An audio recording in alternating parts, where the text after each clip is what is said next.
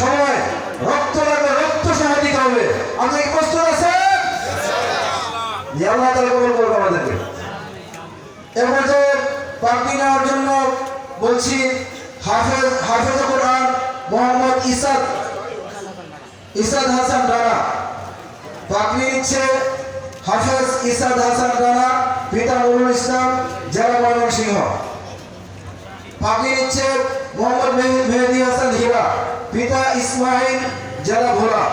পাগড়ি নিচ্ছে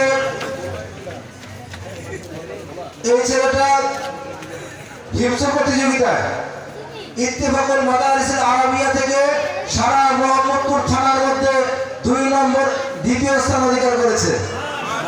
বলুন আলহামদুলিল্লাহ, মাশাআল্লাহ, মারহাবা।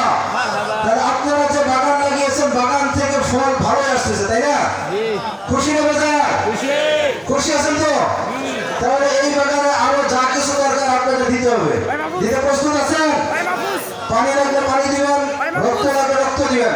শরীফুল হাদিস আল্লামা আজিজুল হক রহমাতুল্লাহ বলেছেন যে ইসলাম নামক বৃক্ষটির গোড়া পানি নয়, রক্ত ঢালতে হবে।